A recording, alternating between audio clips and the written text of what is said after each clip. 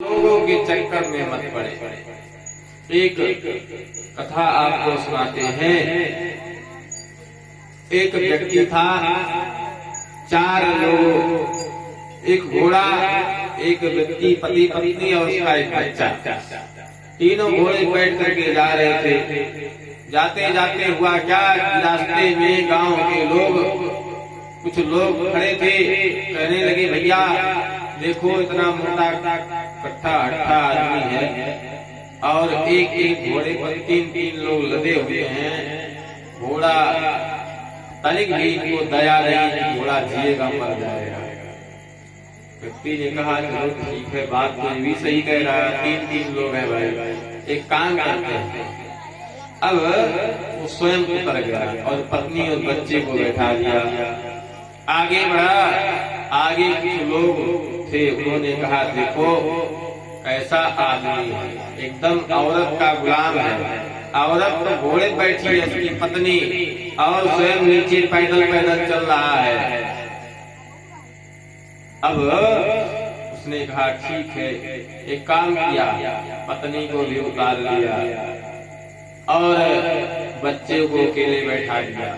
आगे बढ़ा, आगे एक व्यक्ति ने कहा, भैया देखो कितना मूर्ख, बच्चा अकेले बैठा दिया, अगर गिर जाए तो फिर क्या होगा, अपने दोनों पैदल चल रहे हैं।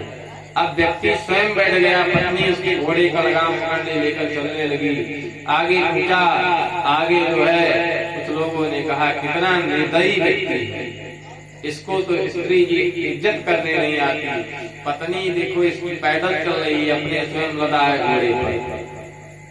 तो प्यारे लोग कहेंगे, क्या इसके चक्कर में पड़ेंगे तो आपको सुख की रोटी तोड़ने नहीं देंगे।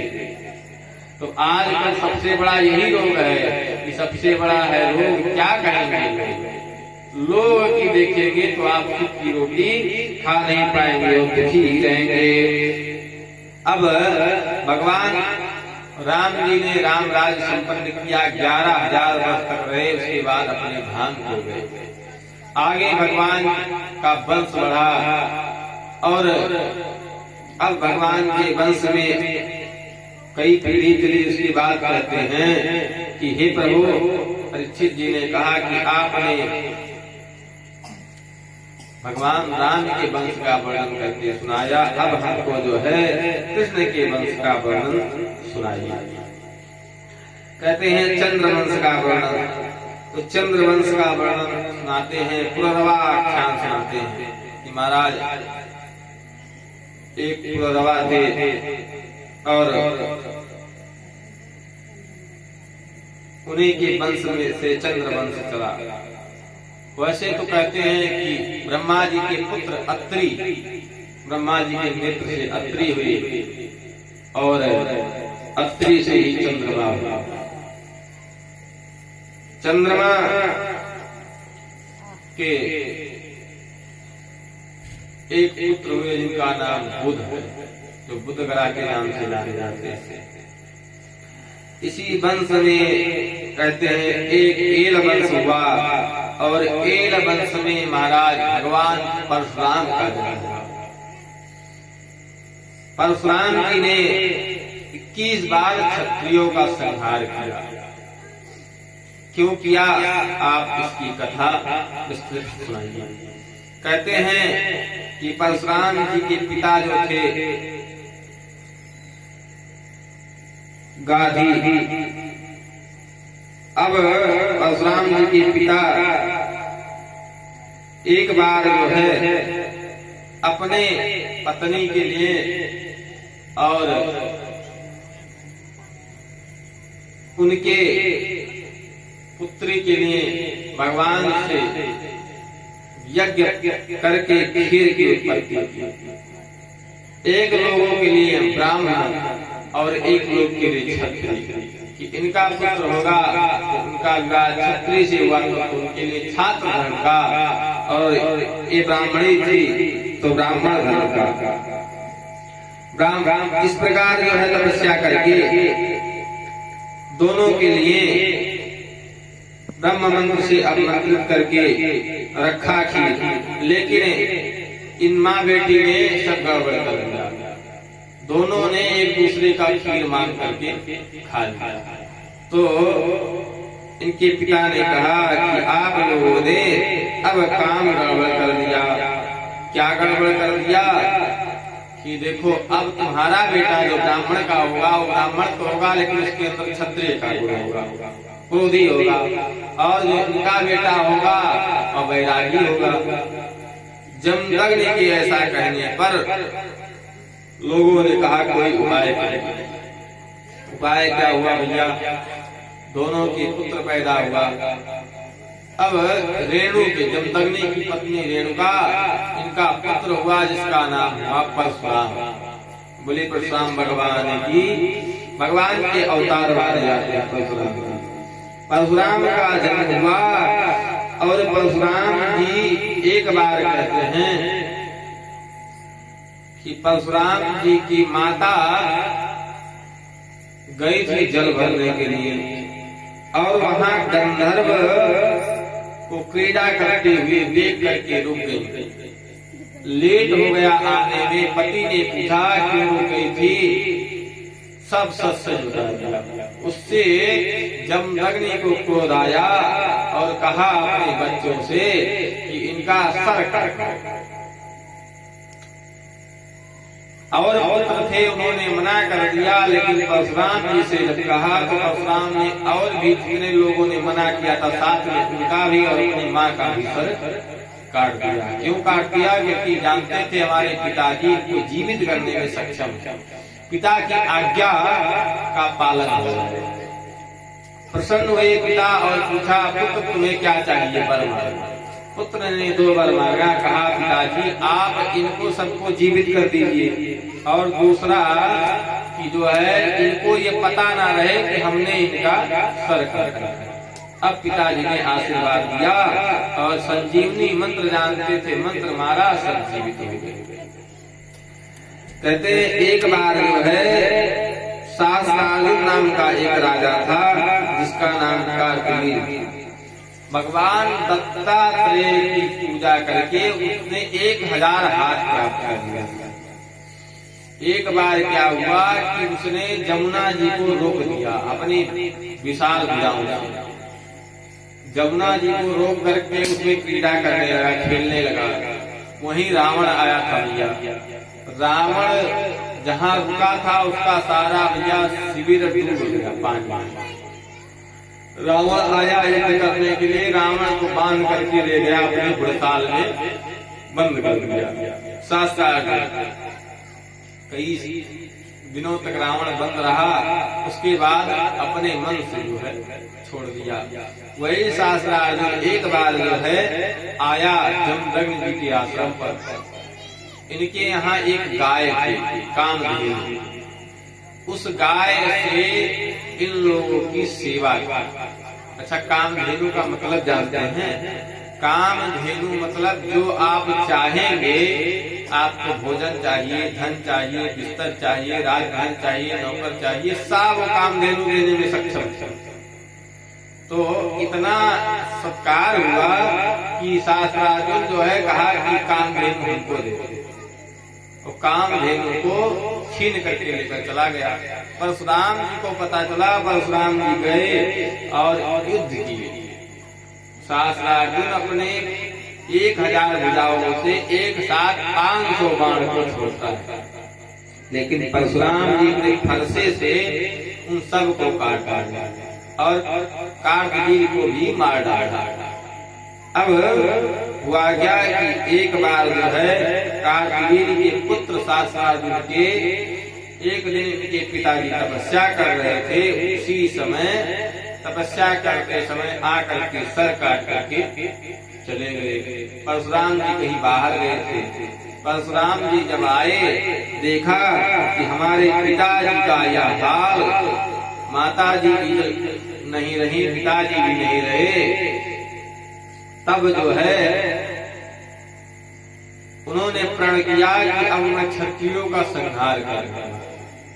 और पूरे उनकी माता ने 30 बार अपने छाती को पीटा था। तो 21 बार परशुराम जी क्षत्रिय को पृथ्वी से विलीन कर दिए। अब इस प्रकार जो है 9 बड़े बड़े तालाब को क्षत्रियों की खूनों से भर दिया। कहते हैं परशुराम जी ने इस प्रकार का क्षत्रिय विलीन किया और पृथ्वी को ब्राह्मणों को दान दे दिया 21 बार। परशुराम जी ने फिर उसके बाद जो है ब्रह्मा जी ने समझाया शांत।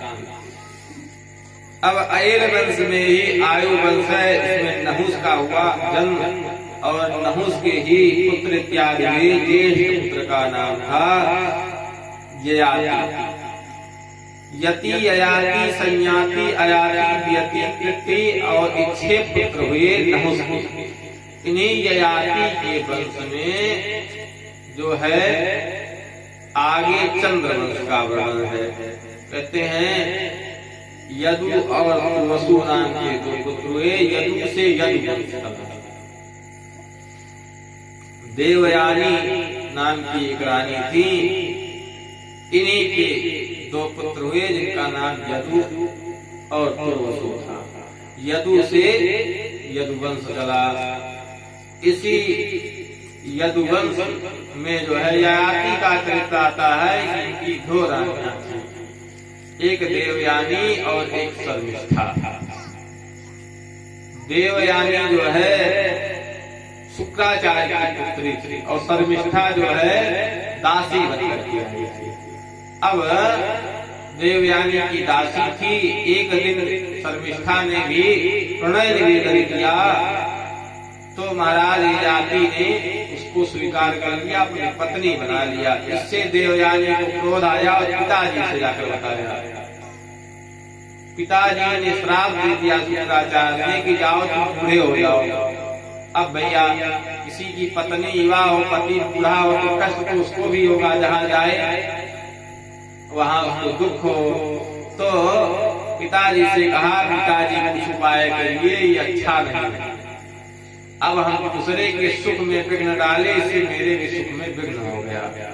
संदेश यही भैया, जब हम चाहेंगे कि दुनिया दुखी हो तो दुख हमको भी मिलेगा और हम चाहेंगे दुनिया सुखी हो तो सुख हमको भी मिलेगा।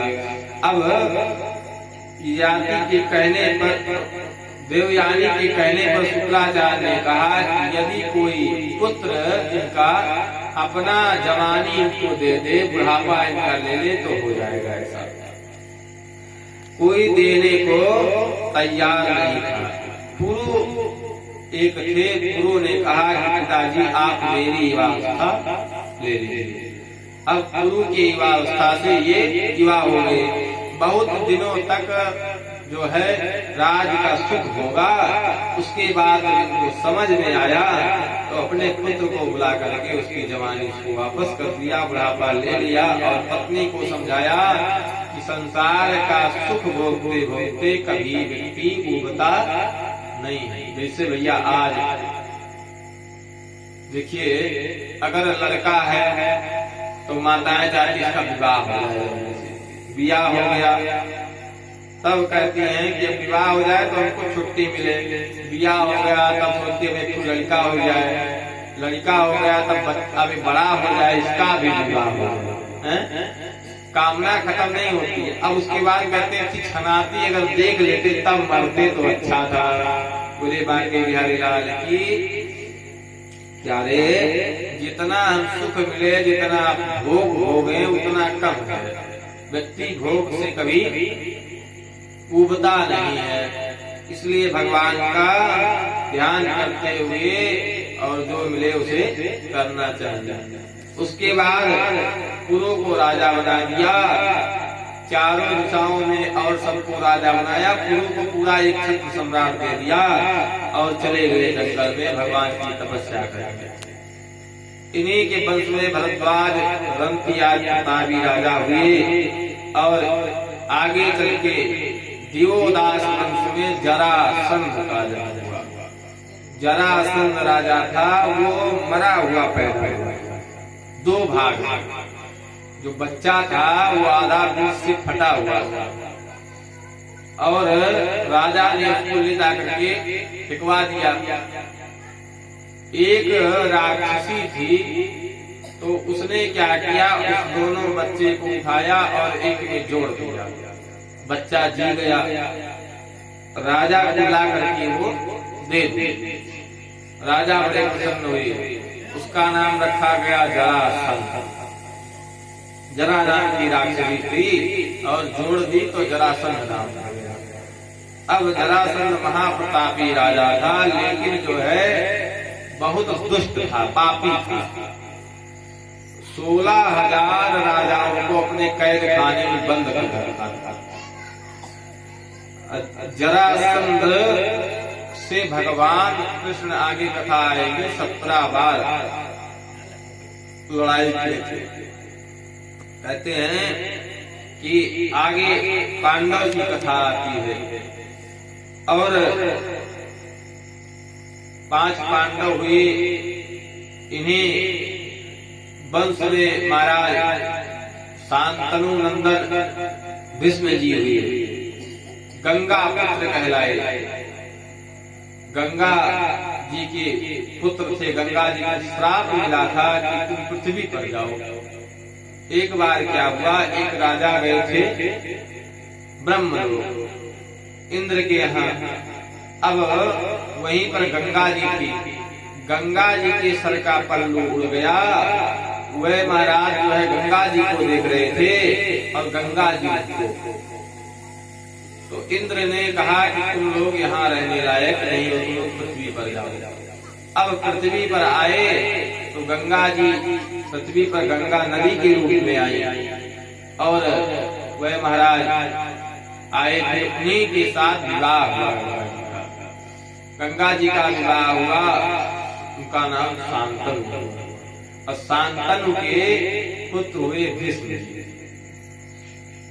जब विवाह हुआ तो उन्होंने शर्त रखी कि हम जो करेंगे आप उसके लिए हमको रोकेंगे, और जिस दिन रोक दिए उसी दिन जो है छोड़कर चले जाएंगे। तो एक बार की बात है कि जो है गंधर्व वसु थे, अष्ट वसु, जो 8 दिशाओं के मालिक अष्ट वसु, वह लोग पृथ्वी पर आए थे। तो ब्राह्मण का द्रोह किया था, जिससे उनको श्राप मिल गया कि जाओ तुम लोग जो है पृथ्वी पर पैदा हो। अब वही 7 पुत्र गंगा जी के उत्पन्न हुए, तो 7 को जैसे पैदा हो बच्चा ले जाकर नदी में डाल दें। अब ये पूछ ना पावे, क्योंकि इनको शर्त थी कि अगर पूछेंगे आप छोड़कर चले जाओगे। लेकिन जब 8वां पुत्र डालने को चली तो इन्होंने हाथ पकड़ लिया, कहा देखो ऐसा है देवी, अब तक तुमने बहुत कुछ किया लेकिन अब ऐसा नहीं होगा। वही शांतनु नंदन भीष्म।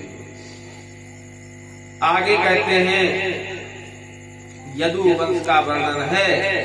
यदु वंश में विदर्भ आदि राजा हुए।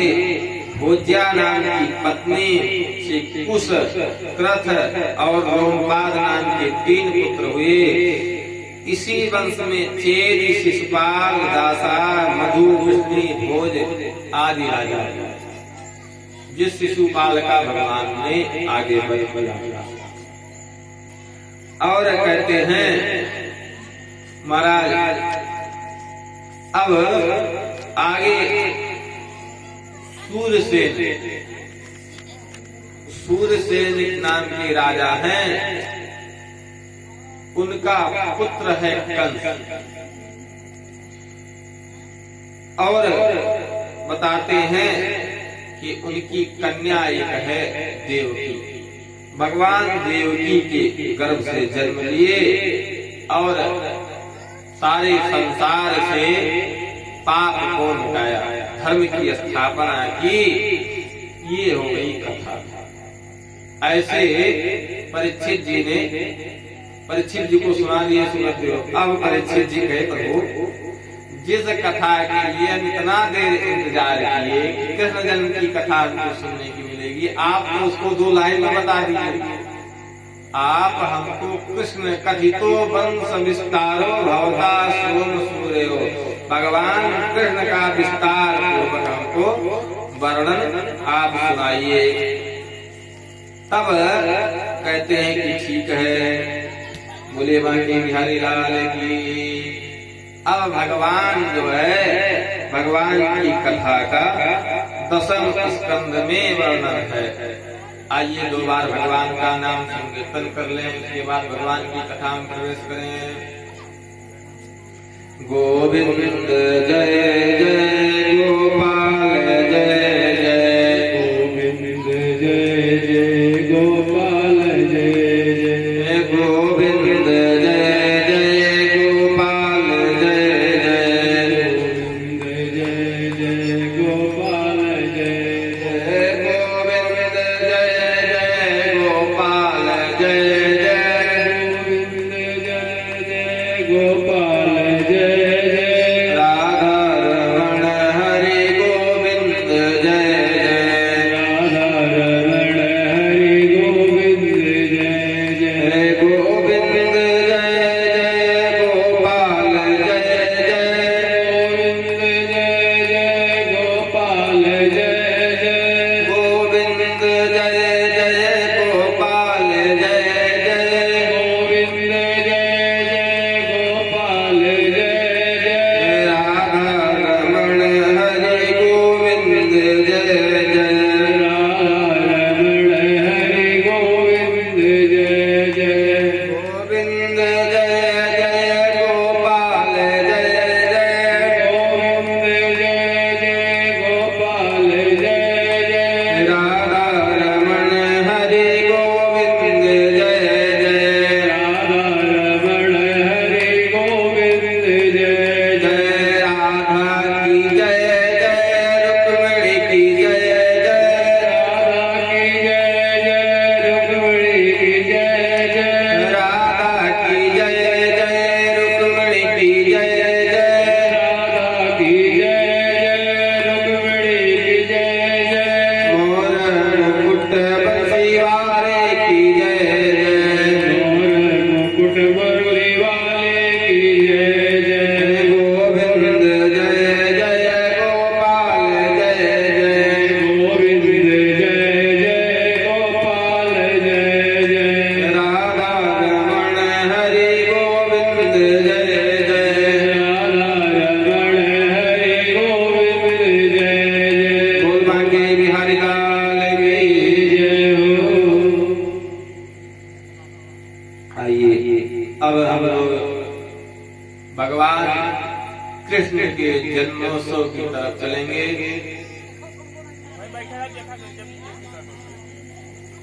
भगवान झांकी बना लीजिएगा, समय से ध्यान दे दीजिए। अब जो है